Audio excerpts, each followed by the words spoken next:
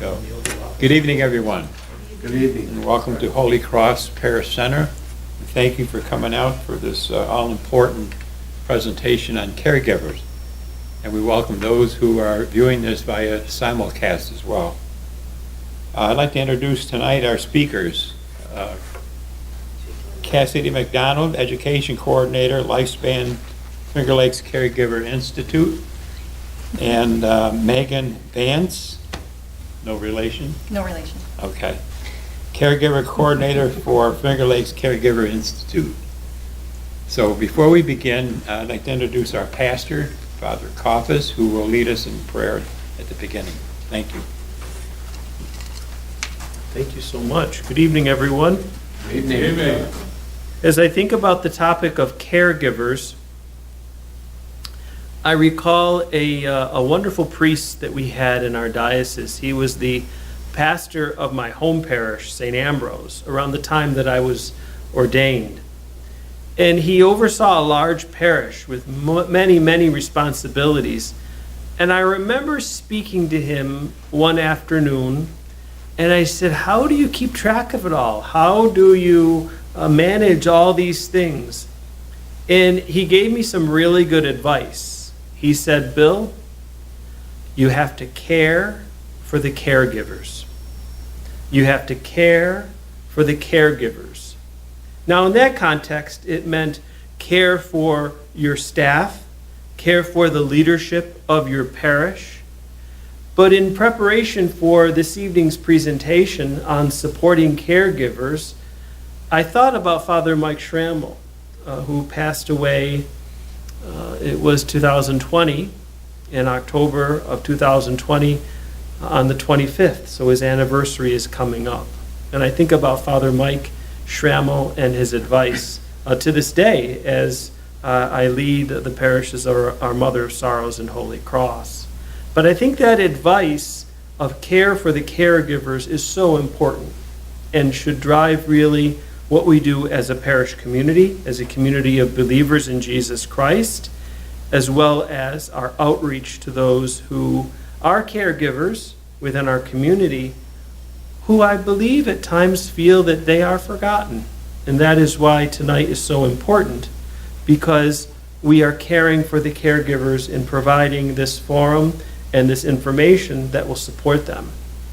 I want to thank our presenters for coming today and offering their shared wisdom. And I also want to thank the members of the stewardship group here at Holy Cross for arranging this and for making it possible to be shared digitally with our neighbors. They've asked me to say the prayer. Can you imagine that? So I guess I have some experience with that, and I'm very humbled to be with you and to lead the prayer this evening. And so let us pray. In the name of the Father, and of the Son, and of the Holy Spirit. Amen. Amen. I'd like to share with you a reading from the Gospel of Matthew. When Jesus saw the crowds, he went up the mountain. And after he sat down, his disciples came to him. He began to teach them, saying, Blessed are the poor in spirit, for theirs is the kingdom of heaven. Blessed are they who mourn, for they will be comforted. Blessed are the meek, for they will inherit the land. Blessed are they who hunger and thirst for righteousness, for they will be satisfied. Blessed are the merciful, for they will be shown mercy. Blessed are the clean of heart, for they will see God. Blessed are the peacemakers, for they will be called children of God. Blessed are they who are persecuted for the sake of righteousness, for theirs is the kingdom of heaven. Blessed are you when they insult you and persecute you and utter every kind of evil against you falsely because of me. Rejoice and be glad, for your reward will be great in heaven. The Gospel of the Lord. Praise to you, Lord Jesus Christ. In the name of the Father, the Son, and the Holy Spirit. Amen. Thank you.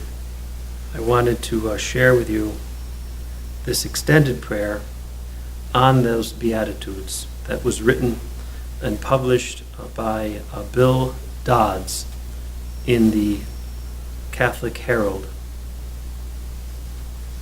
Blessed are those who sleep poorly because they are worried about their loved one, or because their loved one wakes up in the middle of the night and needs help, for theirs is the kingdom of heaven. Blessed are those who mourn because their loved one, though still alive, is slipping away because of dementia. They will be comforted. Blessed are the meek who force themselves to speak up and to speak out to make sure that their loved one receives the help that he or she needs. They will inherit the land. Blessed are those who hunger and thirst for answers to why this is happening to their loved one and how much longer it will go on, for they will be satisfied. Blessed are those who show mercy, kindness, and compassion to their loved ones, for they will be shown mercy, kindness, and compassion.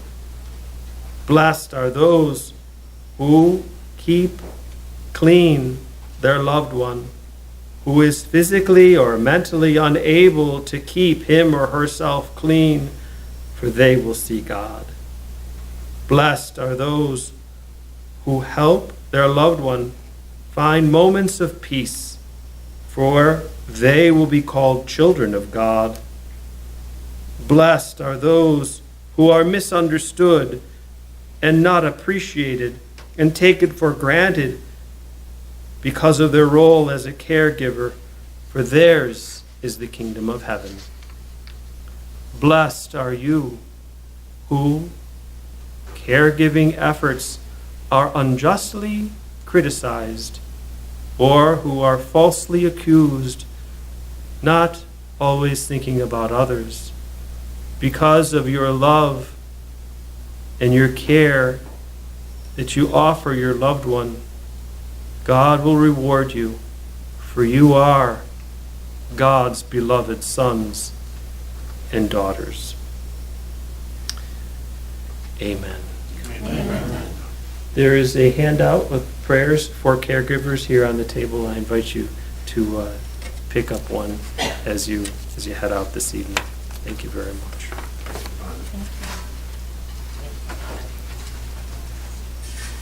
Thank you, Father, for those very, very inspiring words. Thank you very much. And now I'll turn it over to Cassidy and Megan. Thank you. Thank you. Okay. You want to start? Sure. Now we have to kind of You guys project. direct me if you need Yes. to. Thank you guys for being here in person and online. My name is Megan Vance. I'm the caregiver coordinator with the Finger Lakes Caregiver Institute at Lifespan. And I'm Cassidy Macdonald. I am the education coordinator with the Finger Lakes Caregiver Institute at Lifespan. Been with Lifespan almost 3 years, which Well, is, I'm coming up on 2. yes, so Yeah. hopefully we can answer your questions and give you a good overview Yeah. today. So, Yeah. all right. Okay, just an FYI about Lifespan as a whole. So Lifespan is a regional nonprofit. It was founded in 1971. And at Lifespan, we believe that age brings with it unique challenges and opportunities. And we act as a resource for the community to provide guidance and resources to older adults and to caregivers of older adults to help navigate the challenges and opportunities that come with longer life.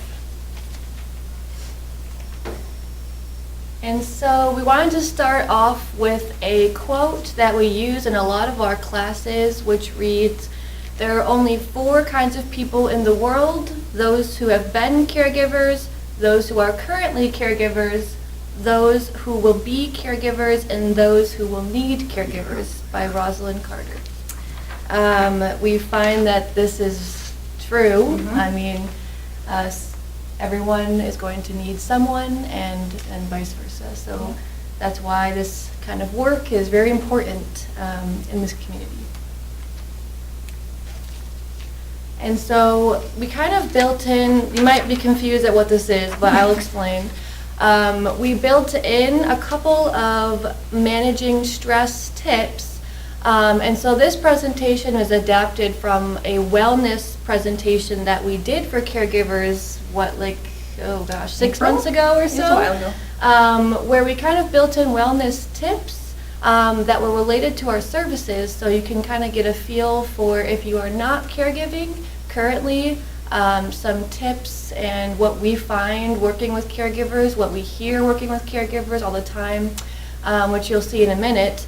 But the first thing that we wanted to do is just take a few deep breaths, and that's why we have this ball that is kind of going in and out. And so I invite you to take a couple of deep breaths.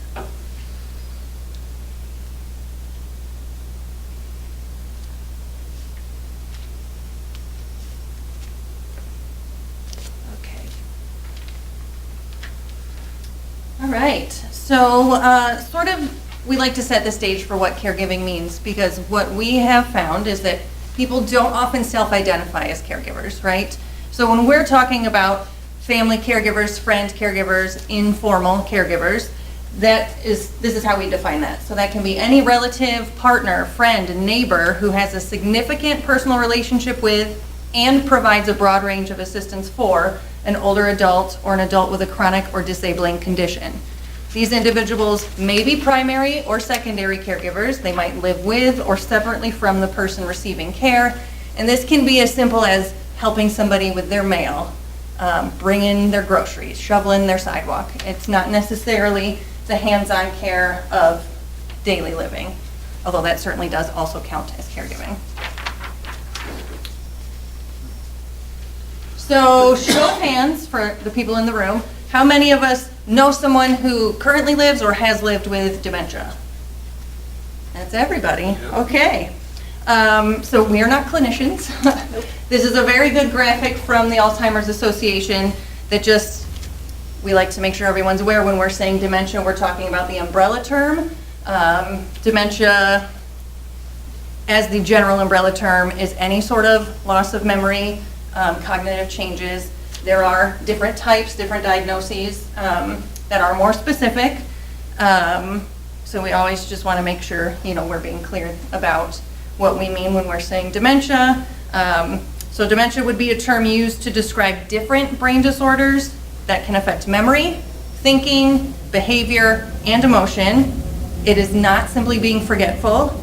It's not going crazy, and it is not a normal part of aging. So that being said, we're not going to be going over much clinical disease-specific education today. We'll be talking more about caregiver wellness, but we do, if that is something you're interested in learning more about, we are in the middle, a quarter of the way through our Walking with Eggshells series. We do have the flyer over here, and on Wednesday, Dr. Marla Bruns, who's the director of Unity's Memory Care Center, will be doing that webinar, and we will default to her for all the clinical things. Yes, and also it's recorded, so if you cannot attend at the time of the session, that will be sent out if you register, or I can just send the recording to one of the coordinators here, so you can have that. Okay, so we decided to make statistics a little bit more fun, which I know sounds wrong, but kind of setting the stage for our area and those we serve. We're going to play a game, which is not like really a game, but 2 truths and a lie. So I'm going to read them out loud. About 1 in every 5 adults in the United States is a family caregiver. That is number 1. There are about 85,000 self-identified family caregivers in Monroe County alone. Almost 70% of caregivers report high levels of stress due to caregiving. Do we have a guess at which one is false?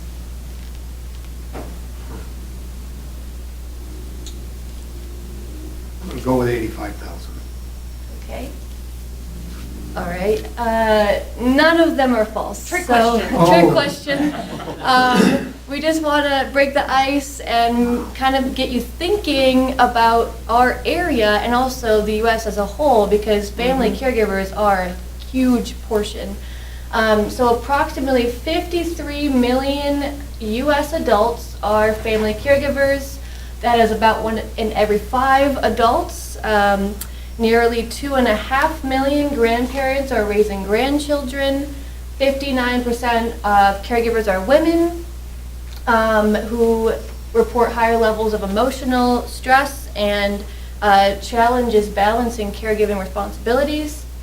And 43% of caregivers are the sole providers of that care, typically spending about 20 hours per week on caregiving duties.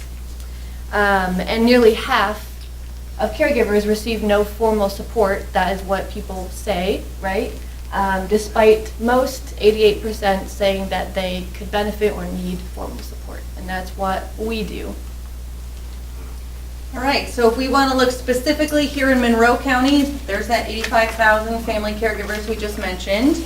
That equates to about 79 million hours of unpaid caregiving, and that is valued economically at about $1.5 billion a year. Of these self-identified caregivers in Monroe County, 62% are women, 40% are 50 or older, and 55 are working caregivers trying to balance their career with caregiving responsibilities. And the reported challenges they face, you can see on the screen, 68% report really high levels of stress due directly to the caregiving, and 72 feel they need more support and resources. Okay, so impact on physical, mental, and emotional health. I don't have to read all of them, but caregiving significantly can impact all levels of health, right? So we see physical health, for example, 23% of caregivers providing care for a year or longer report high physical strain. This could be, you're lifting, you're helping someone in like the manual kind of way physically. Mental, it can be stressful, so 38% find that it is stressful, report that.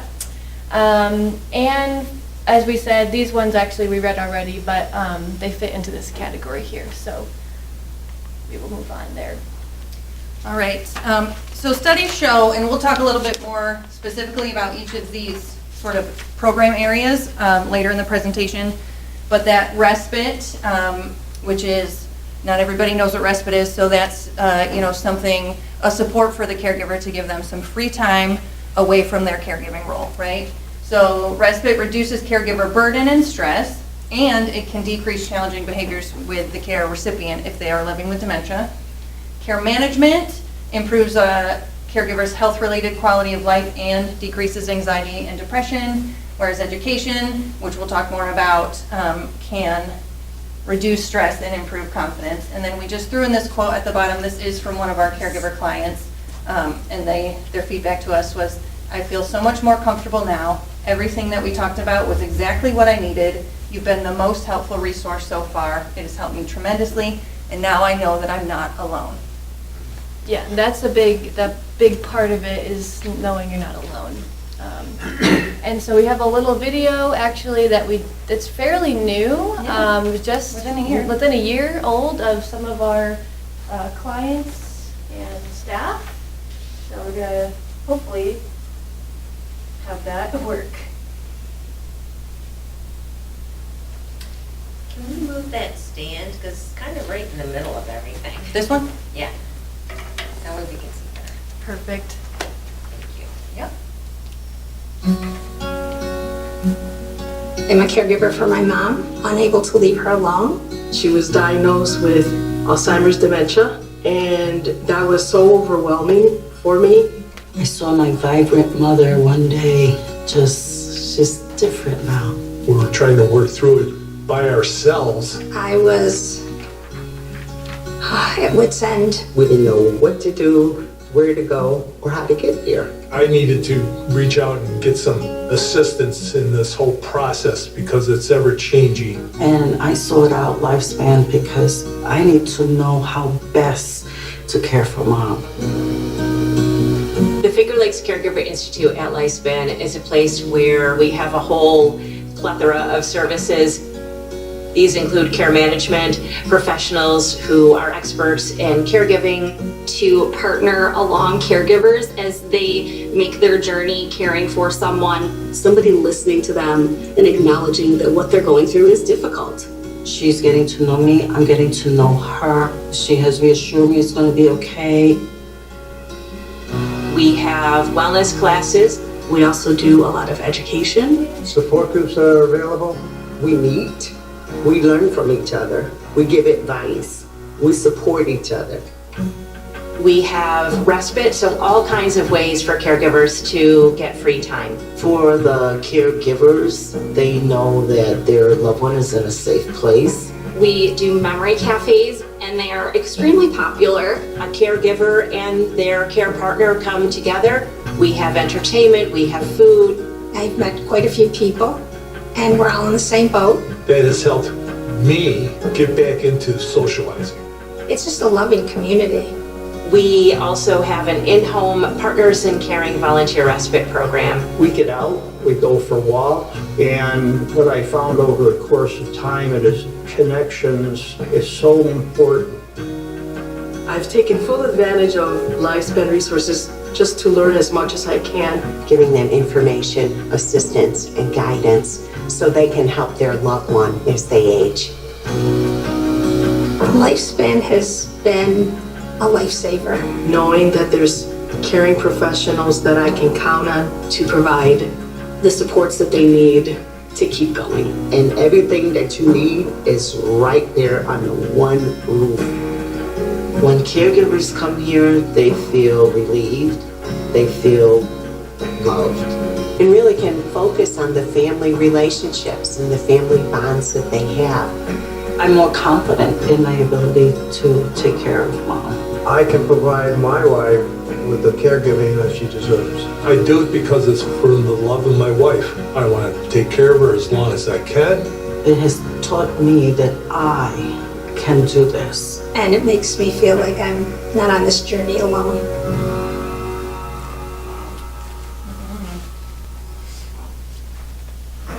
A couple parishioners, the Crandalls. I thought so. Yeah, there's the Crandalls. Saw that, yeah. Yeah. Okay. That video gets me every I know. time. It's so I get a little like, and so this is what I was referring to when I was talking about those managing stress tips.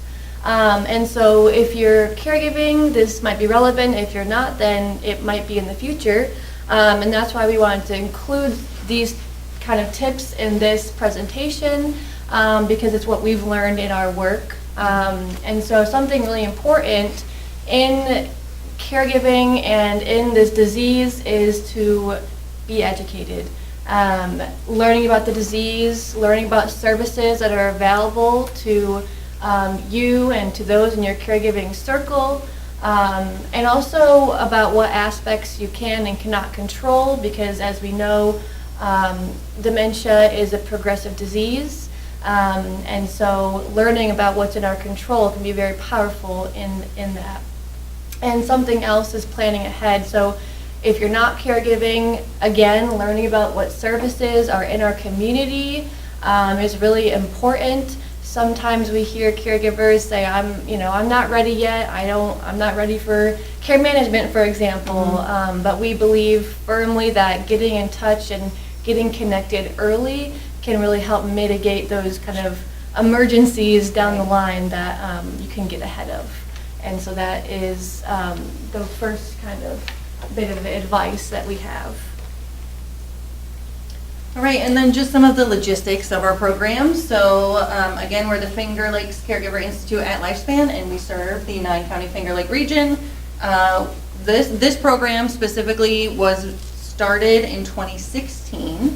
We are funded through the New York State Department of Health, and it is a partnership. We work with the local chapter of the Alzheimer's Association. Is this you still? No, it's you. Oh, okay. And so these are the services, the core services that we offer that we're going to be going over today. which include care management, wellness, respite, education, support groups, and memory cafes, but there are also kind of caveats to all of these services. And also, I forgot to mention at the beginning that we offer a lot of services, and that is an amazing thing, but it can also be overwhelming to navigate. So we don't expect you to remember everything or to digest everything during this presentation. And also feel free to interrupt and, interrupt and ask questions, clarification, anything that you need or feel will be helpful for you. Because yeah, it's a lot of information. So that is to set the stage. All right, so we've mentioned care management a couple times. So what is that? Typically, that is working with one of our social workers, and it starts with a consultation to sort of get a whole picture of what the caregiving looks like. And those consultations can take place at our main office. We do have satellite offices now in Greece and Webster. It can be at the caregiver's home, another convenient location in the community, sometimes churches, libraries, or places we meet. And, you know, in the digital age, we can do it by phone or by video call. And what happens during a consultation is just a full assessment, and then sort of figuring out which resources are the most appropriate, providing guidance about long-term care, Medicaid, respite, transportation, so much more. Our care managers really are experts in this field. Yep, and all of our... Yes. So if I had a need for that, and I call Lifespan, Yep. how long does it take to get an appointment for consulting? So it can vary. It's usually about a week, Okay. give or take a few days. There are seasons that are busier than others. So right now our wait is about a week. Okay, because you've got to be overwhelmed at times. I'm Yeah, sure, and yeah. budgets are tight. Okay. Yep. Yep. Thank you. Where would one go to identify where these satellite offices are? You mentioned one in Greece. There's one at the Grease Ridge Mall, and the satellite sites are partnerships with the veterans. The name is escaping me, the VA, Yeah. the Veterans Agency. And your laptop, okay, just make sure. So that there's one at the Grease Ridge Mall, and the other one in Webster is at the Baytown Plaza, near the Once Upon a Child consignment, and sort of that little row of restaurants in that little corner there. So, and those are open Monday through Friday, just like our main office, 8 to 4:30. They're walk-ins? Yep. Yeah. Yep. Yep, and our main office is on South Clinton, Yeah. in Brighton, and it's next to McQuaid High School in the Tops Plaza, so you know where to find us. Yep. You can Google it. And just to mention that all of our services are free also. I mean, Yep. I know it comes with the name, maybe nonprofit, but just to reiterate that you're not going to be charged for getting assistance. What about transportation? You don't get charged for transportation? So that wouldn't be through the Finger Lakes Caregiver Institute. That we do have a track department that manages transportation, and there is sometimes costs depending on, you know, which transportation is the appropriate fit. I wouldn't know those details, but if you call Lifespan, They would, yes. they'll direct you. Yeah, Lifespan, as I think we mentioned, has over 30 30. services, so we are kind of experts in our department, but there are a lot of different services. And the great thing, if you're connected with a care manager, is they can walk you through what we offer and also what's available in the community and beyond. So they're kind of like the triage expert team, so. Yeah. You said you were the veterans. How is that? I would hardly no. call us veterans at 2 and 3 years. There's people who've been there for like 20 years. Yes. Oh, I'm talking about military veterans. Oh, So yes. The VA? Yep, that's a partnership for the satellite sites only. Yep. So it's our office and we share it with them for those Webster and Greece locations. Oh, okay. Yep. All right.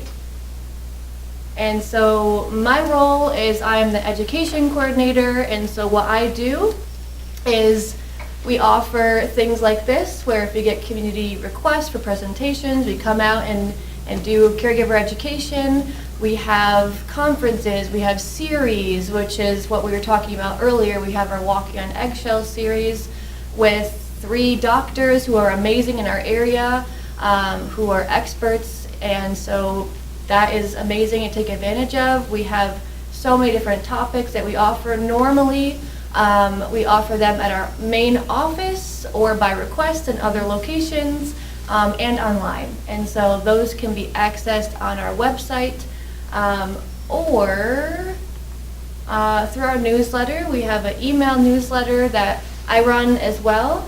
It goes out every single week.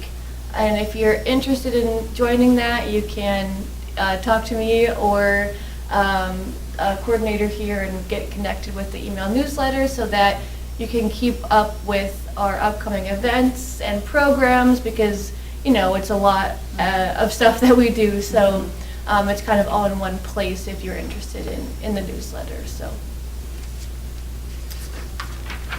okay, is this you? This is me. Okay, great. Okay, so another managing stress tip, which is great for caregivers, but also anyone who is stressed for any reason. And that is just to set manageable goals. It's important to remember to take care of yourself, especially when you're stressed. So one way to do that is creating small, realistic, intentional goals that you can build into your life easily on a regular basis, be that daily or weekly, and be as specific as you can when you make this goal. So for an example, I'm going to take a 5-minute break, go for a walk outside, Monday, Wednesday, and Friday for 15 minutes before I make dinner. The more specific you can be, the more likely you are going to do it. And just a note to prioritize yourself too. This isn't my idea. This is from one of our caregiving books that we do offer in our caregiver library. And I can assure you it was said more eloquently by them. But when we tell caregivers, you need to take care of yourself, we get pushback and say, well, no, I'm taking care of someone else. So we always just want to make sure caregivers, we're not saying that person isn't a priority. We just want you to also make yourself a priority. Yep.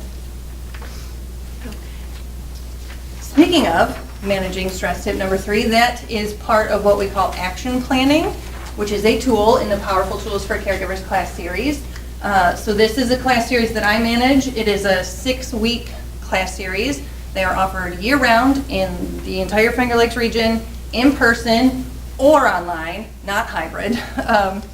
And over the course of the 6 weeks, we talk about reducing our personal stress that can come with caregiving, sort of managing and changing negative self-talk, learning or improving communication skills that can help us to better communicate with the person we're caring for, maybe some other family and friends who are involved in that caregiving dynamic, or to healthcare providers, and techniques to help us communicate specifically in more challenging situations, to deal with some of the difficult feelings that can accompany caregiving, and also to make some of the tough caregiving decisions like when to take the keys away or looking at facility placement, things like that. So that's Powerful Tools. All right, before we move on, we're going a little quick, which is, I think, okay, but any questions? Yes? I haven't had the experience, but sometimes the patient gets very physical or want to Sure. take a swing at you. Is this? So I would defer you to Walking on Eggshells. Yes. So actually, if I said the full name, it's called Walking on Eggshells, a supportive series on dementia and aggression. And so that series is actually focused a lot on behavioral management, agitation, physical behaviors, also reframing that, because we don't want to medicalize totally saying behaviors of dementia are all bad or universal, because there might be underlying needs as well.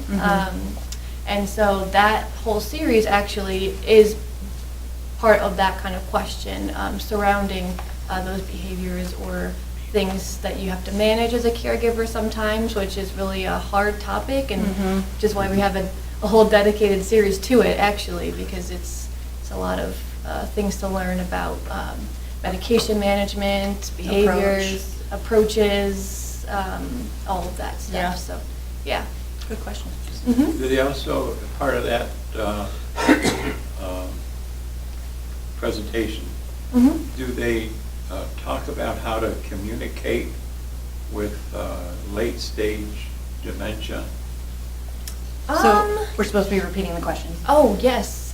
The question totally is, forgot. does that series, The Walking on Eggshells, talk specifically to how to communicate in late stage dementia?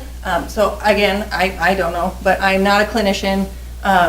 But what we teach in the Powerful Tools for Caregivers class is that, someone with later stage dementia might not remember the details of what we tell them, but the feeling of the conversation will stay with the person. So it's about creating a supportive environment where the feeling is positive. Yeah, and they might touch on in this series some of that. They're certainly willing to answer questions. We usually have ample time for questions because sometimes people are hesitant to ask them in a Zoom space, but we welcome them. And so if people do ask about those kinds of things, we are, well, not we, but the doctors are willing to stay and answer questions. We also, as we mentioned in the beginning, Lifespan and the Alzheimer's Association make up what we know as the Finger Lakes Caregiver Institute. And so a lot of the education that we focus on is caregiver education. And so that might be managing challenging times or behaviors or something like that. But the Alzheimer's Association local chapter offers a whole communication education. And so that I would definitely, if someone was interested in communication tips and techniques, defer them to the Alzheimer's Association education, because they're more of that disease-focused education of the Finger Lakes Caregiver Institute. There are means Yes. that you can communicate. Oh, yeah. Oh, yes. Yeah, Okay. definitely.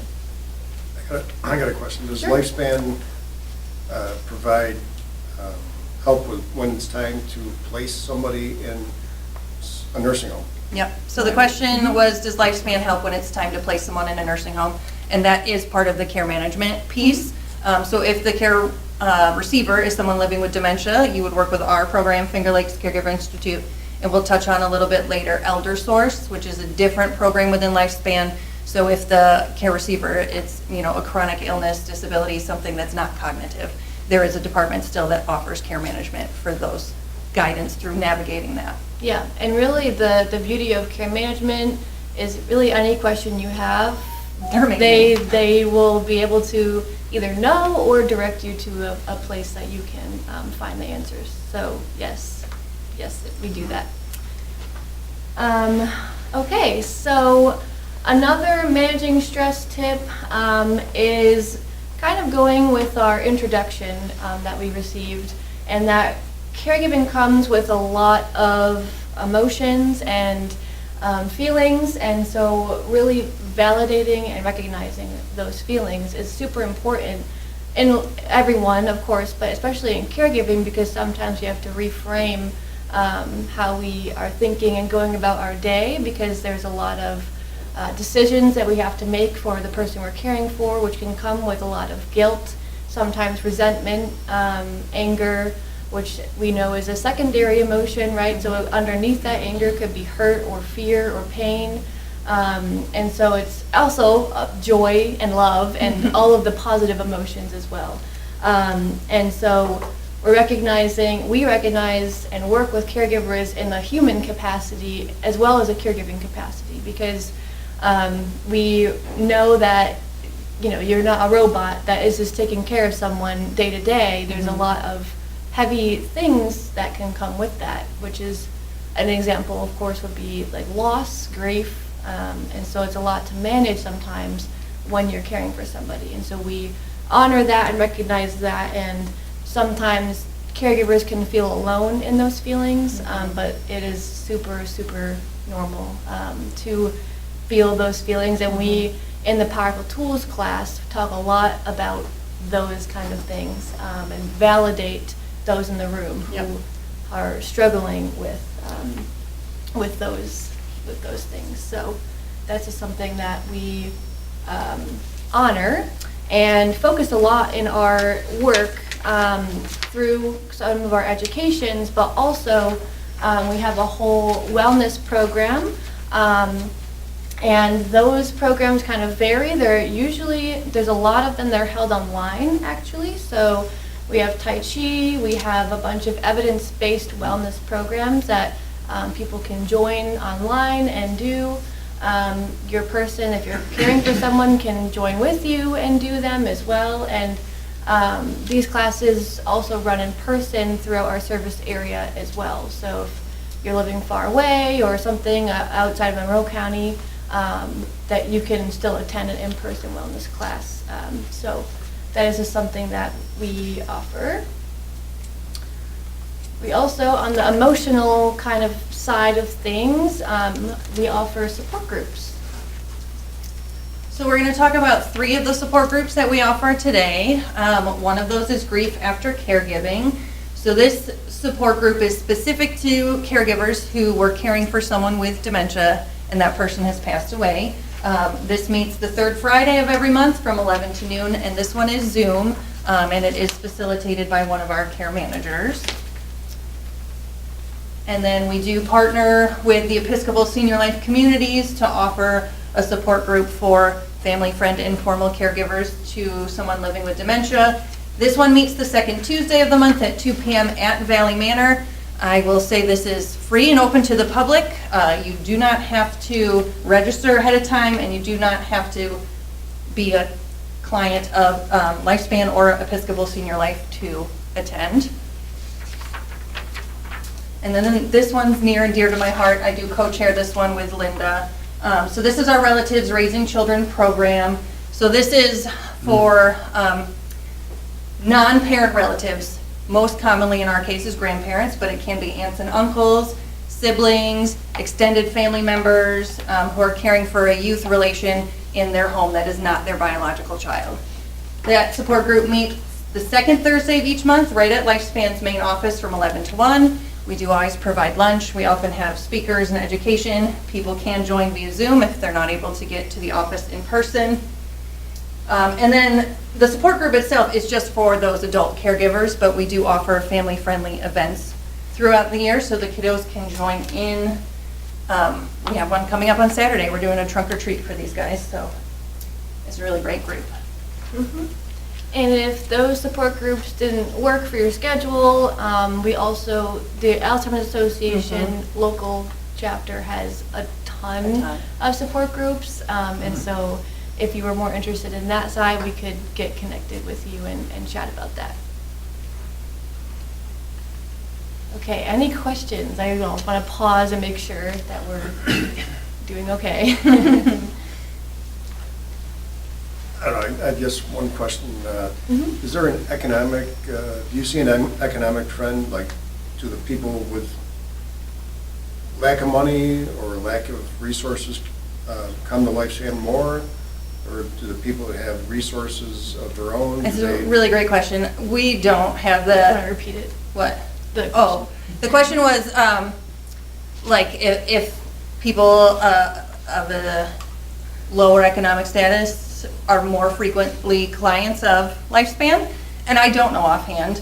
I know that, you know, we're nonprofit, we are grant funded, and that there is data collection, but I don't know the numbers off the top of my head, but I think we get a pretty broad range, I would say, in my experience. In personal experience, I've seen a broad range of people, so.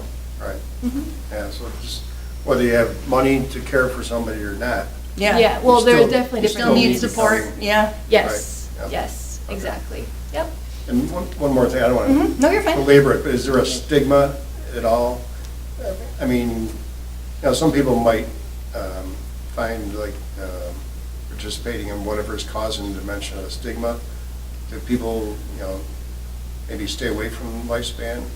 So the question for our online folks is if there's a stigma surrounding dementia and if that maybe keeps people away. I would say not within the walls of Lifespan, but societally, yeah.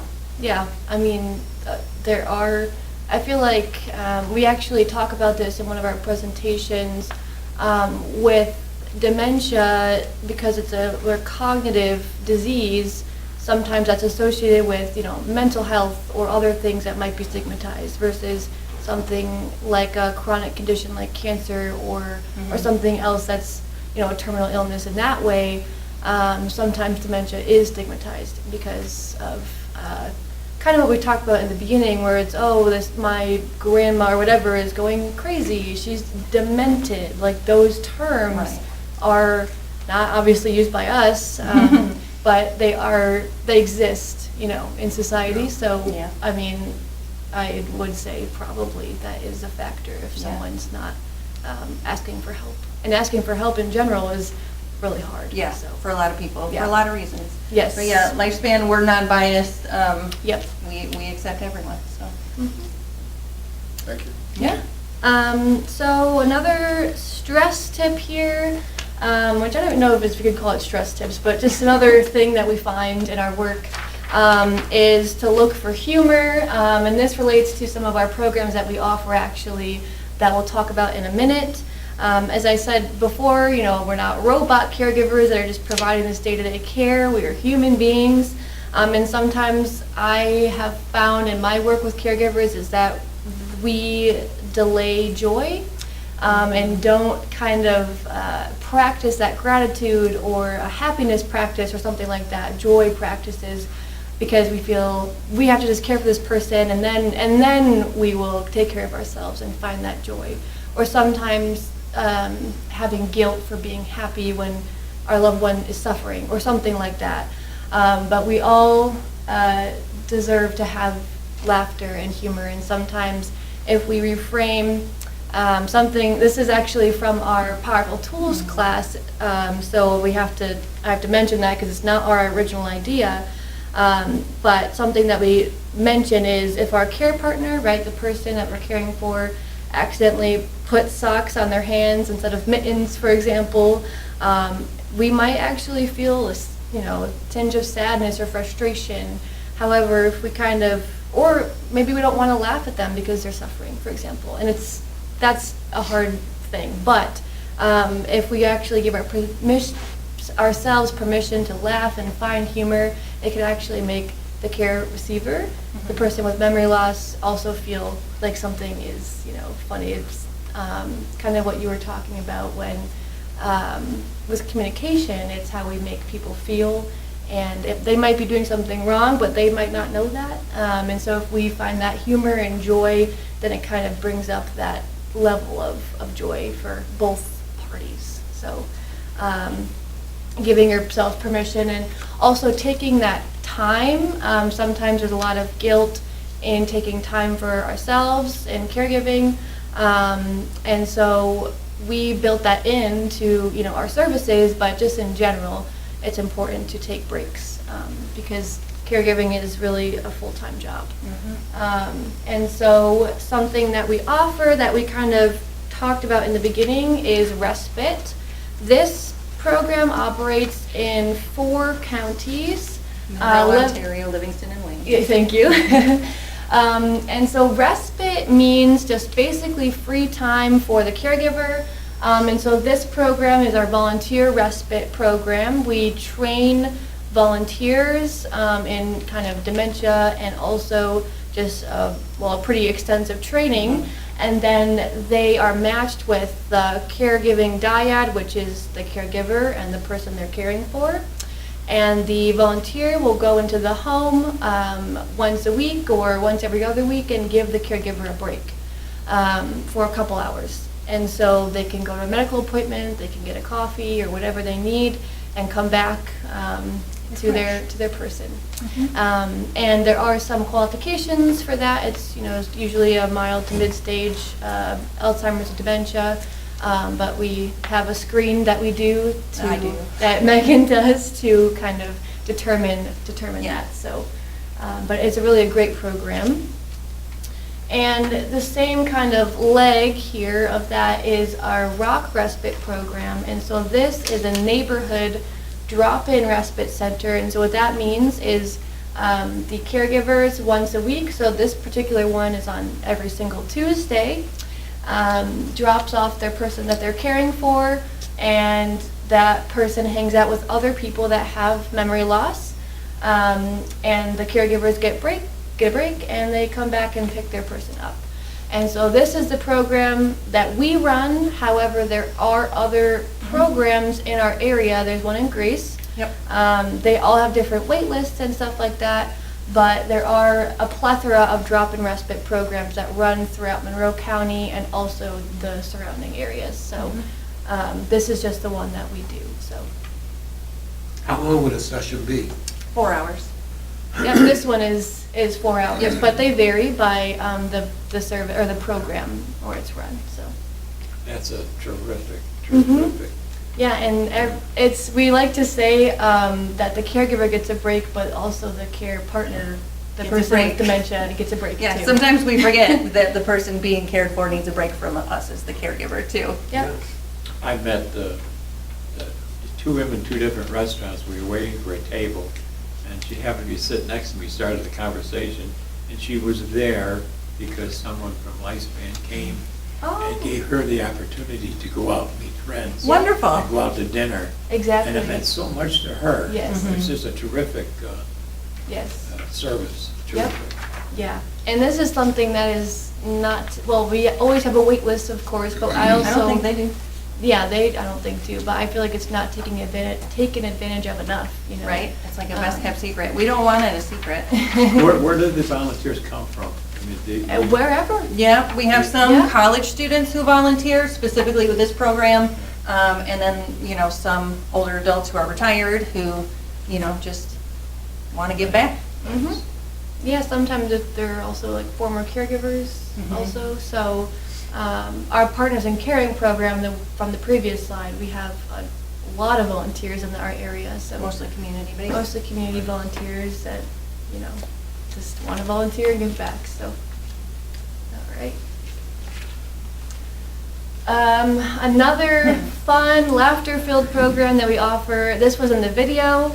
It's a newer program. It's called the Memory Cafe. And this is a social opportunity for caregivers to go with their person they're caring for and have lunch or a meal, entertainment. Usually it's music, but it could be, there's everything, I feel like. Yeah. Sometimes it's on a farm, sometimes it's in a restaurant, sometimes it's at a church, sometimes it's, there's bowling, I think is one of them coming up, a boat ride they did.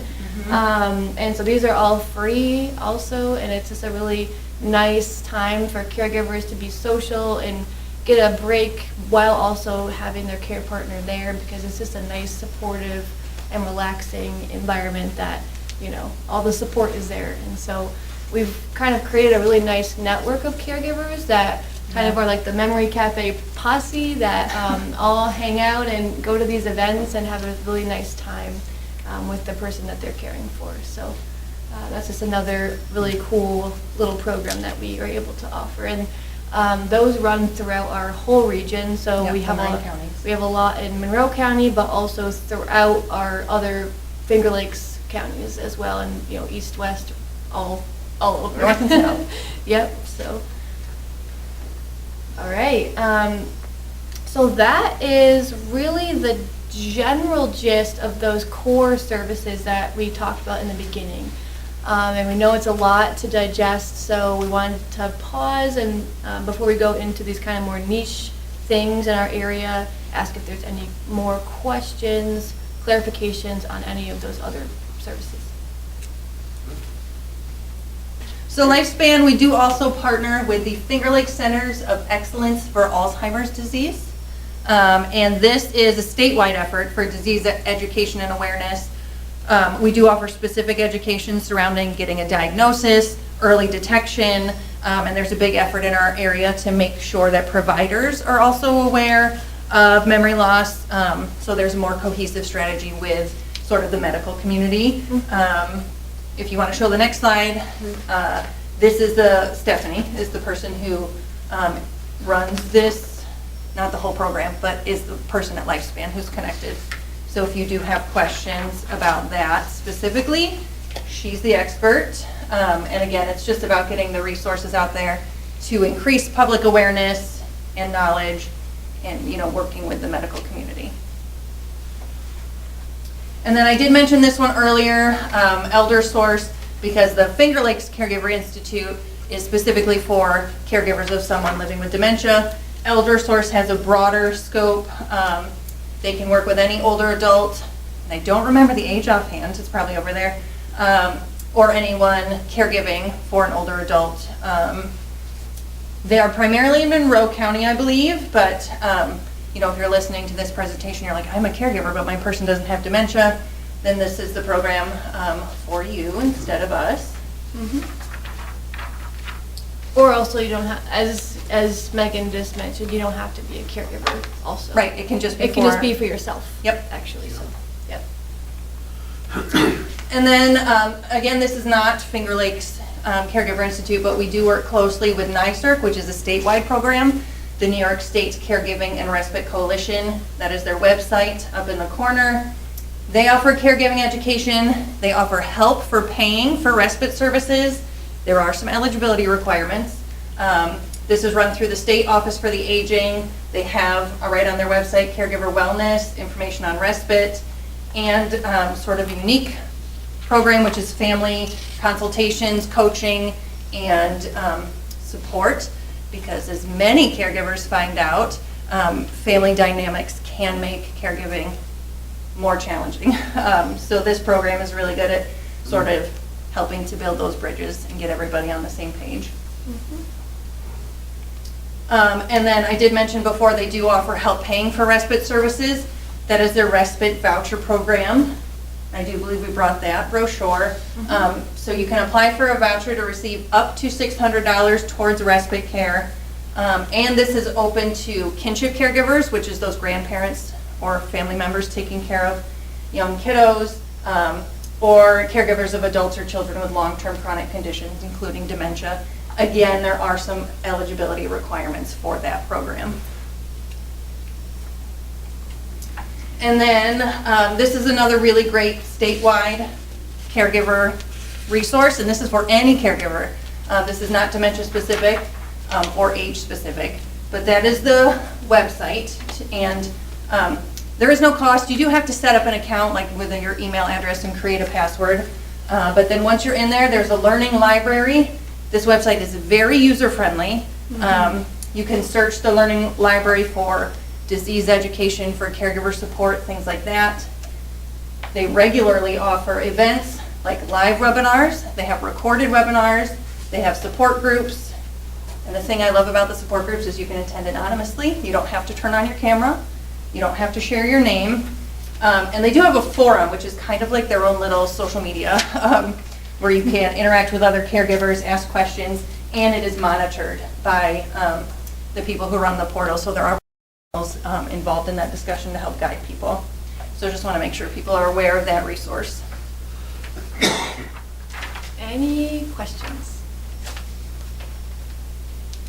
You mentioned that the family dynamics might be a challenge. Can you share a little bit about that and what type of services would help with that? So the question is sort of expanding on what we mean when we say challenging family dynamics and what services support that. So, for example, sometimes there are adult siblings caring for a parent, and brother wants X, Y, and Z done, and sister either is in denial that there's a problem or wants the opposite thing happening. Or sometimes you're an adult child caregiving for a parent and that relationship has been fractured for a long time, but you're the only person who's there, right? So Mary Burke is her name. She is the, she used to be called a mediator. I think they've changed the title now. Yeah, but she runs that family support, counseling, coaching, and is very good at what she does. And it's really just about having a non-biased, objective third party to hear what everyone has to say, find those pieces of common ground, and work together towards a goal. And she really is very good at it. Yeah, and to expand on a little bit of what Megan said is that sometimes we've found that with dementia or memory loss or a cognitive condition, there can be this thing called ambiguous loss, right? So you kind of don't know what's happening all the time. Sometimes our person might go through a drastic change, and sometimes it could be the same. It's just, there's a lot, right? And so sometimes when we're caring for someone with a network of support. So, for example, a sibling and a sibling, they might have a totally different understanding of what's happening with mom, right? So one person might be like, okay, sister, like, this is what's happening, mom is declining. And the other sibling might be like, no, she's not, she's fine, right? So there's a lot of emotional involvement, and so it might not be just relationship-based, which that is a very big factor a lot of the time, but it also might be a different understanding of what the person with memory loss is going through, and accepting that. And another dynamic would be long-distance caregiving. That comes up a lot. Comes up a lot. And so say, you know, caregiver A, the primary caregiver, which is just meaning in our world, the person providing most of the care. Who's local. Local caregiver, is kind of is in Rochester, right? And then we have their brother, for example, in California. And maybe primary caregiver makes a decision about the care, and the brother finds out and is like, wait, I never consulted, whatever, because they're far away. And so that can be a dynamic that's hard to navigate with kind of the primary or long distance caregiver as well. So there's a lot that we see. Yeah. Yeah. All right, so before we go over a little bit of like how we get in touch and how you find what our website and stuff like that, this is something that I had added, and it's just like a little mantra. And so for yourself, repeating in your head or out loud these words, and I'll just say them and then you can internalize or whatever. May I be loved, may I be safe, may I be happy, and may I be at peace. And for another person, so this could be you are putting your energy out there for someone that's in your caregiving circle, your care partner, someone that you have a strained relationship with or something like that, or just someone that comes to mind. It's may you be loved, may you be safe, may you be happy, and may you be at peace. And I really like this quote here, so I just added it into the end. It's, this is your world, plant seeds of goodness and water them everywhere. And that is really all we have. We have our website, which is just lifespan-roch.org. This QR code goes to the website. And if you were interested in classes and events, we have a classes and events tab. We have resource lists. We have overviews of all of our services. We have our main number, which is on most of those resources as well. So you can, paper cut. Aww. So you can stay in touch. So that's how you find the upcoming events. And then the Alzheimer's Association has this really great resource, I think it's actually national, which is their resource finder. So if you go to els.org/CRF, which that stands for Community Resource Finder, you can click on the Alzheimer's Association, put in your zip code, and see upcoming events in your area. And then another great thing the Alzheimer's Association offers is a 24/7 helpline. So if you're caring for someone not just with Alzheimer's disease, but with any type of memory loss or cognitive impairment, you can call them at all hours of the day or night, and someone will answer the phone. Maybe you're having a rough situation. Maybe you're just trying to find out about a class they're offering, a question. I believe they're social workers on the other end of the phone, I think.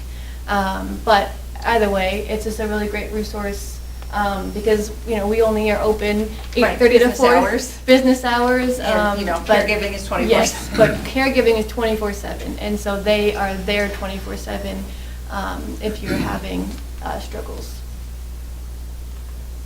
And that's that. You got a question? Yes. Or comment? Okay. We're expecting a few more people. Okay. However, I think for me, you really helped me out because I got a fellow I grew up with, the best man at my wedding. He's 6'3", 270 pounds. His wife is 5 foot nothing. He's just been diagnosed with Alzheimer's. Sure. So and they live in Binghamton, New York, are there similar services available in that area? I'm sure. Yep. So I'm going to load up with information. Yes. I'll be down there. Please take Yes. whatever you'd like with you. But this was very valuable. Thank you. Great, and also to mention, so he was saying if the live stream is still going, I don't know, okay. If there's caregivers that you know of that are not in our service area, there are of course, so Lifespan is our area agency on aging, right? Yep. But also every single county in New York State has an office for the aging, and so that's somewhere that they could go to ask what services are in their area.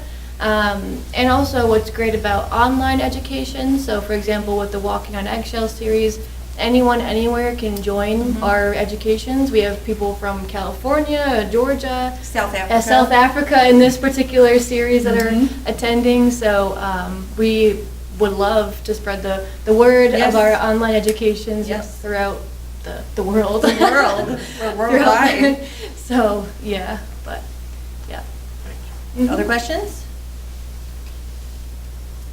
Well, thank you guys for your time Yes, tonight. thank We you. really appreciate it.